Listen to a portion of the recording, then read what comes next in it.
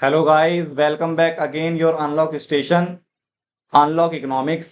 मेरे चैनल को सब्सक्राइब कीजिए, बेल आइकन दबाइए और अपने इकोनॉमिक्स को अनलॉक कीजिए। ठीक है। पिछली क्लास के अंदर हमने बैंकिंग का पार्ट 1 कंप्लीट कर लिया था। आज हम बैंकिंग का पार्ट 2 कंप्लीट करेंगे और कमर्शियल बैंक हमारा खत्म हो गया था। आज हम सेंट्रल बैंक शुरू करेंगे। ठीक है। दोबारा कह रहा हूँ, चैनल को सब्सक्राइब कीजिए, बेल आइकन दबाइए और जरूरतमंद लोगों को शेयर कीजिए। तुम्हें जरूरत नहीं है, कोई बात नहीं, आप अपने दोस्तों को शेयर करो। ठीक है। बिना देरी करे क्लास चालू करते हैं। बैंकिंग पार्ट 1 क्या है हमारा? बैंकिंग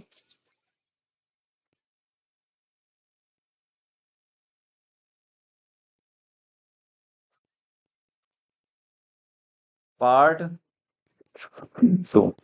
हमारा टॉपिक चलेगा बैंकिंग पार्ट 2। बैंकिंग पार्ट 2 के अंदर हमारा आज का टॉपिक चलेगा सेंट्रल बैंक।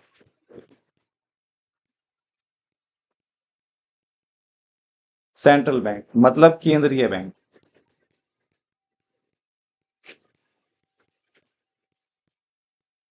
क्या टॉपिक चला हमारा? केंद्रीय बैंक। केंद्रीय बैंक के अंदर हमारा सबसे पहला टॉपिक है। केंद्रीय बैंक के अंदर हमारा सबसे पहला टॉपिक क्या है कि होता क्या है, मीनिंग।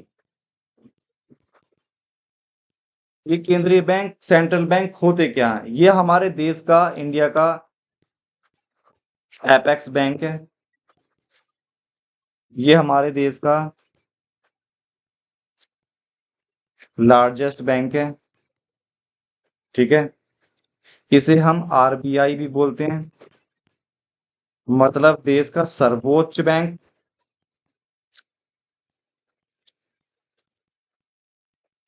जिसे हम reserve bank of India.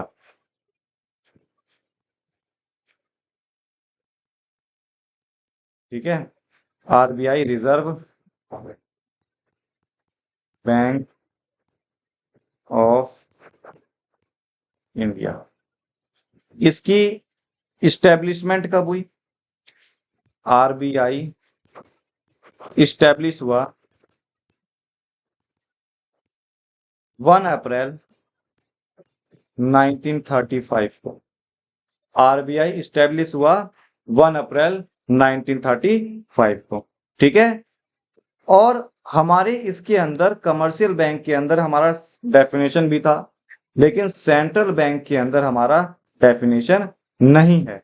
Central bank के अंदर हमारा डेफिनेशन नहीं है। सेंट्रल बैंक के अंदर हमारा यही टॉपिक है कि एपेक्स बैंक होगा, लार्जेस्ट बैंक होगा, जिसे हम रिजर्व बैंक ऑफ इंडिया बोलते हैं। इसके पास करेंसी अथॉरिटी होती है। इसके पास करेंसी अथॉरिटी होती है। ये लार्जेस्ट बैंक है और इसकी स्थापना 1 अप्रैल 1935 को हुई।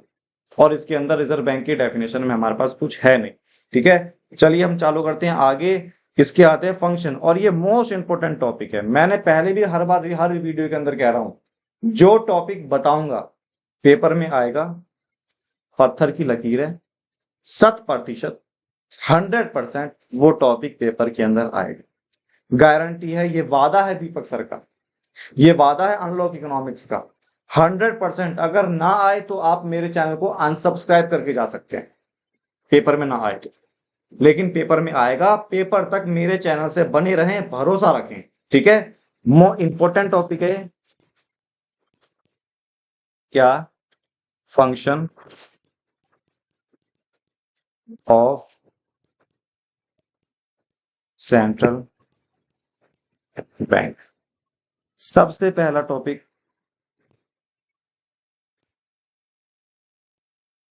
सबसे पहला टॉपिक इसका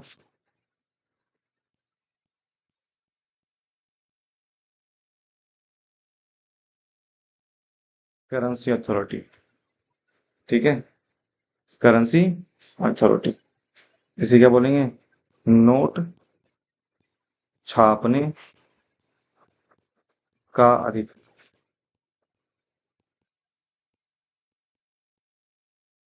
ठीक है। नोट छापने का अधिकार मतलब इसका मतलब क्या हुआ?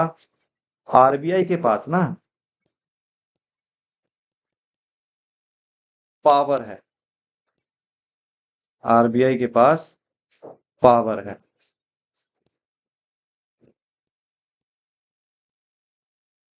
किसकी?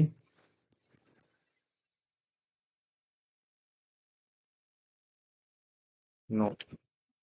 किसकी?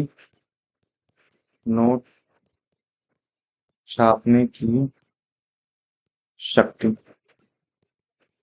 और किसी भी संस्था के पास नोट छापने की शक्ति नहीं, आरबीआई के पास नोट छापने की पावर। ठीक है। और इसके अलावा और कोई नोट छाप ही नहीं सकता। 1 रुपए का नोट कौन छापती है? सरकार छापती है हमारे देश की, ये हम बाद में कराएंगे।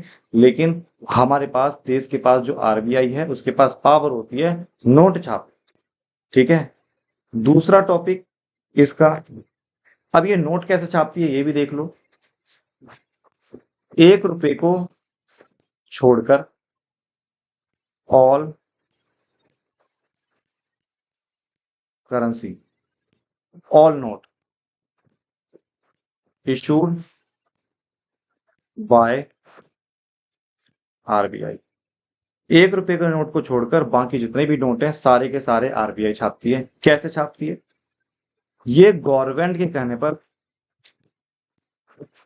गवर्नमेंट आरबीआई ऑर्डर देती है नोट छापने के लिए, तो आरबीआई इससे कहती है कि मुझे 200 करोड़ रुपए सिक्योरिटी चाहिए, मोर्गेज, हिंदी में जमानत। जमानत के तौर पर, सिक्योरिटी के तौर पर 200 करोड़ रुपए की असेट्स गिरवी रख, 200 करोड़ रुपए की असेट क्या करनी है? गिरवी रखनी है। इस 200 करोड़ रुपए में, इस 200 करोड़ रुपए में, इस 200 करोड़ रुपए में क्या होगा? इस 200 करोड़ रुपए का सोना इसके अंदर, पहला तो होगा 115 करोड़ का गोल्ड और 85 करोड़ की अदर असेट्स। मतलब 200 करोड़ रुपए की संपत्ति पहले गिरवी रखी जाएगी सरकार से आरबीआई के पास। उस 200 करोड़ की मोर्गेज सिक्योरिटी के अंदर 115 करोड़ रुपए का सोना होगा और 115 करोड़ 85 करोड़ रुपए की 85 करोड़ रुपए की क्या होगी? अदर असेट्स होंगे। ठीक है।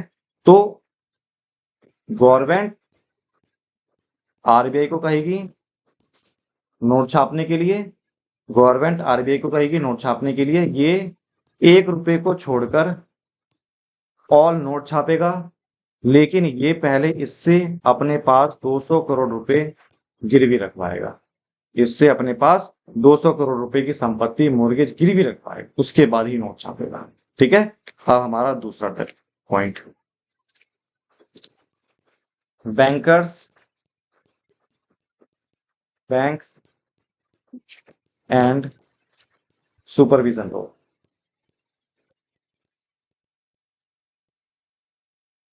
Bankers bank and supervision role. Bankers bank and supervision role का मतलब क्या है? हमारे आसपास ये जितने भी बैंक हैं, जैसे SBI, PNB, bank of Baroda, union bank, yes bank और दुनिया भर के बैंक, हम जो एक पब्लिक है, ये क्या है? पब्लिक।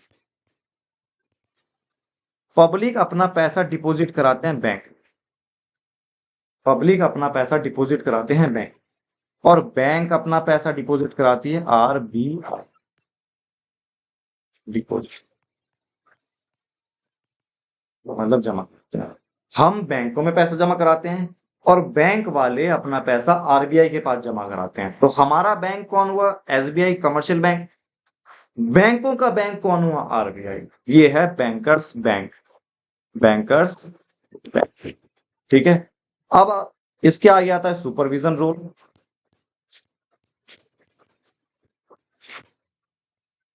सुपरविजन रोल का मतलब आरबीआई के द्वारा, आरबीआई जो है रूल्स एंड रेगुलेशन बनाती है। क्या बनाएगी? Policies, formulation. रूल और रेगुलेशन, नियम कानून, रूल और रेगुलेशन नियम कानून बनाती है, ठीक है। और अगर किसी भी कमर्शियल बैंक ने, किसी भी बैंक ने इस रूल और रेगुलेशन को, इस रूल और रेगुलेशन, इस रूल और रेगुलेशन को नहीं माना तो उसके ऊपर पेनल्टी लगाई जाती है, मतलब दंड लगाया जाएगा, दंड दिया जाएगा अंदर, ठीक है। अगर किसी भी बैंक ने इनकी पॉलिसी को नहीं माना तो बैंक वाले क्या करेंगे? इन बैंकों के ऊपर भारी जुर्माना लगाते हैं, दंड लगाते हैं और उनके लाइसेंस कैंसिल कर दिए जाते हैं। लाइसेंस क्या कर दिए जाते हैं? कैंसिल कर दिए जाते हैं। तो ये था bankers bank and supervision role, bankers bank and supervision role.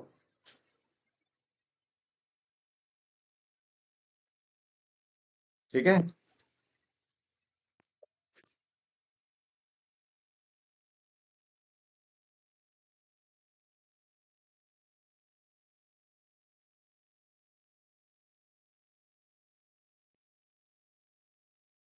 तीसरा पॉइंट है गवर्नमेंट्स बैंक।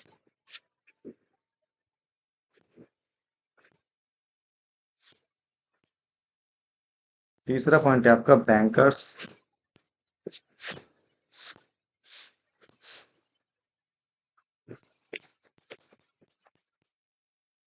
Of government. तीसरा पॉइंट क्या हुआ? बैंकर ऑफ गवर्नमेंट, मतलब सरकार का बैंक, ठीक है, सरकार का बैंक। सरकार के बैंक में क्या है? ये मान लो इंडिया है। इस इंडिया के अंदर बहुत सारे वर्क ऐसे हैं जो गवर्नमेंट के द्वारा करे जाते हैं, ठीक है। अब गवर्नमेंट के पास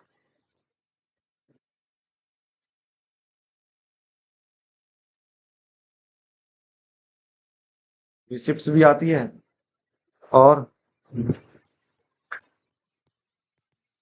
एक्सपेंडिचर भी आते हैं। गवर्नमेंट्स के पास रिसिप्ट्स भी आती है और एक्सपेंडिचर भी आती है।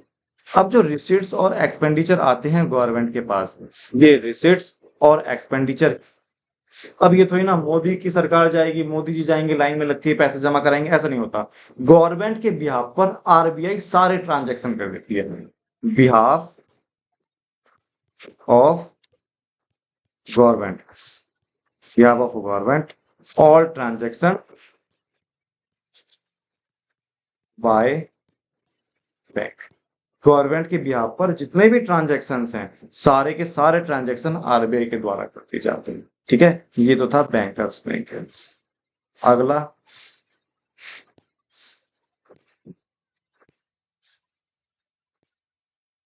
Landers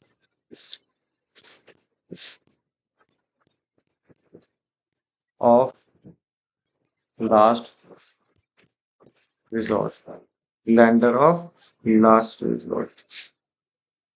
lender of last resort का मतलब क्या है? जब बैंकों को,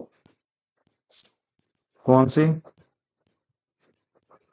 कमर्शियल बैंक को कहीं से भी लोन नहीं मिलता, जब बैंकों को लोन लेने के लिए जाते हैं लेकिन लोन नहीं मिलता, तो एंड में कौन प्रोवाइड करता है? आरबीआई। जब इन बैंकों को, कमर्शियल बैंक को लोन कहीं से भी नहीं मिल रहा हो, तो ये लास्ट में भीख मांगने के लिए आरबीआई के पास जाते हैं। ये लास्ट में भीख मांगने के लिए आरबीआई के पास जाते हैं, फिर आरबीआई इन्हें पैसे प्रोवाइड कराती है। आरबीआई इन्हें पैसे प्रोवाइड कराती है। जब आरबीआई इन्हें पैसे प्रोवाइड कराएगी तो क्या करा? इन्होंने पैसों को, जो लोन है उसका लैंड कर दिया ना, लैंड करा दिया, तो वही बोला लैंडर्स ऑफ लास्ट रिजॉर्ट, ठीक है।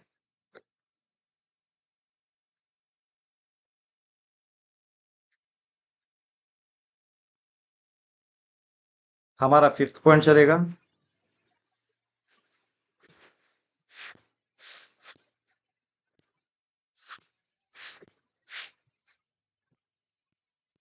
Fifth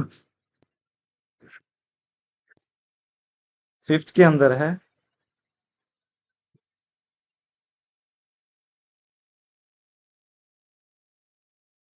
custodian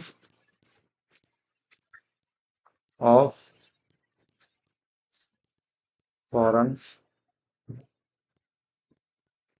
reserve. Custodian of foreign reserve. Custodian of foreign reserve का मतलब क्या है? जो आरबीआई है, आरबीआई के द्वारा हमारे देश में चाइना का पैसा आता होगा, यूएसए का पैसा आता होगा, पाकिस्तान का आता होगा, ठीक है, इंग्लैंड का आता होगा, मतलब rest of the world.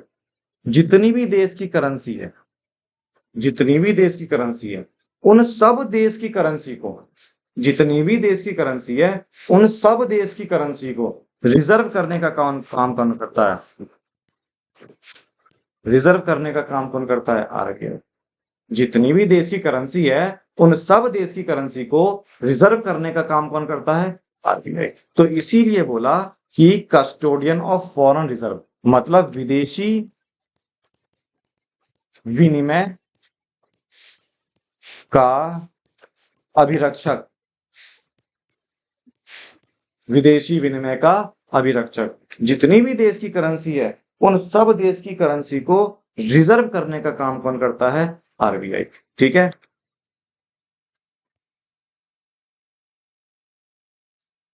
Six point है